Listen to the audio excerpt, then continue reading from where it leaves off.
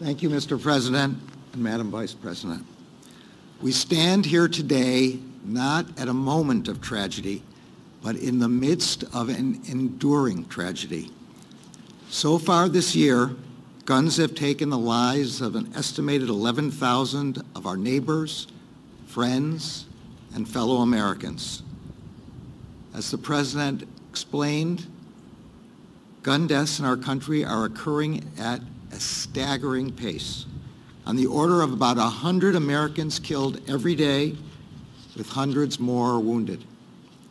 I am under no illusions about how hard it is to solve the problem of gun violence, and I know that the Department of Justice alone cannot solve the problem.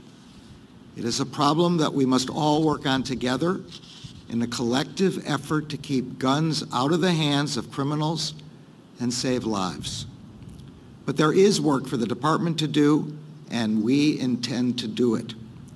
Today, the Department of Justice is announcing several steps that we will take to keep guns out of the hands of criminals and reduce the risk of gun violence. First, we will ensure that we understand and measure the problem of criminal gun trafficking in a data-driven way. Over 20 years ago, ATF undertook a gun trafficking study. It then issued a report that provided information necessary to better understand and to combat criminal trafficking networks. No such study has been conducted since that time. Accordingly, I have directed ATF to begin work on an updated study of criminal gun trafficking, one that will take into account the fact that modern guns are not simply cast or forged anymore, but can also be made of plastic, printed on a 3D printer, or sold in self-assembly kits. We will evaluate how some of our best tools, including the National Integrated Ballistics Information Network and the National Tracing Center, are keeping up with the times. And we will analyze our criminal cases and investigations to determine what they can show us about modern gun trafficking patterns. We expect that the lessons from this study will help agents, prosecutors, and policymakers tackle modern criminal gun trafficking enterprises. Second, we will close a regulatory loophole that has contributed to the proliferation of so-called ghost guns.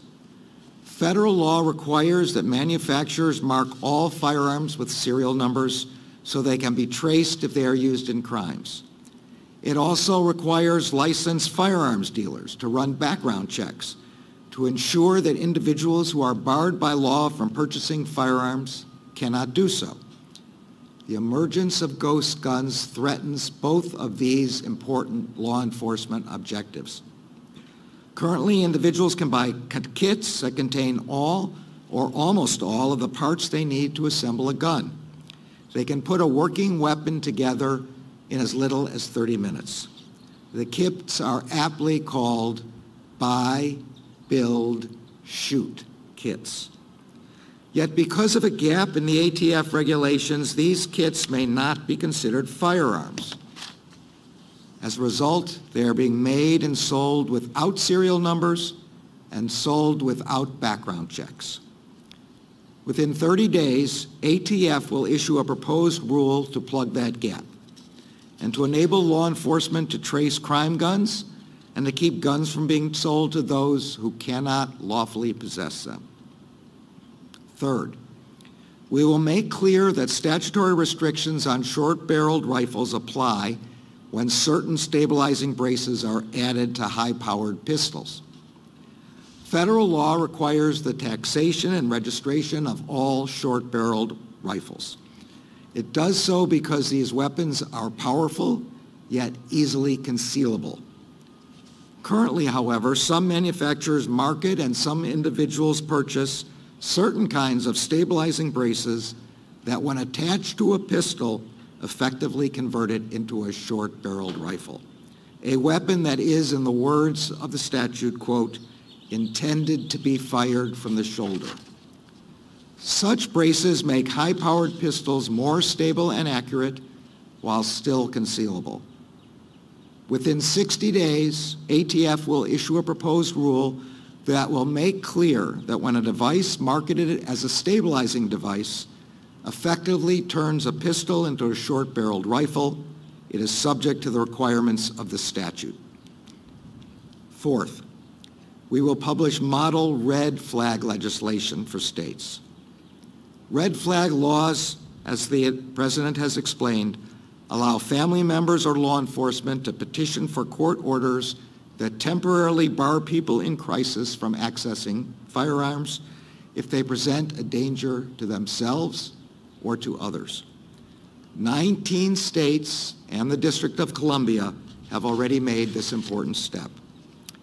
Within 60 days, the Justice Department will publish model legislation that will make it easier for states that want to craft laws permitting such emergency risk orders to do so. Fifth, we will empower our communities to combat and prevent gun violence. We all recognize that although law enforcement plays an important role, gun violence is not a problem that law enforcement alone can solve.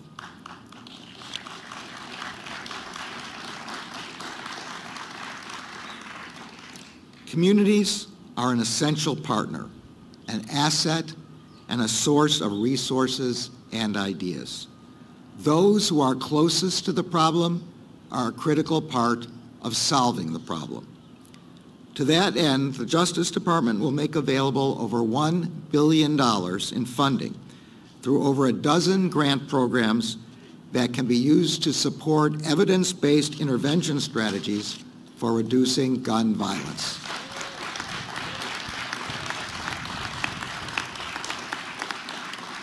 Such strategies include, but are not limited to, street outreach, violence interrupters, and hospital-based violence intervention services. I have directed all of our grant-making components to make community violence intervention and prevention a priority. Finally, none of these measures or any of the other critical law enforcement work the Department does with respect to illegal guns can be effectively carried out without strong leadership. That is why the President has nominated David Shipman to be the next ATF Director. Mr. Shipman has come up through the ranks, spending 25 years in the trenches fighting illegal gun trafficking and criminal enterprises. His extensive experience as an ATF agent will prove invaluable, and I look forward to working with him.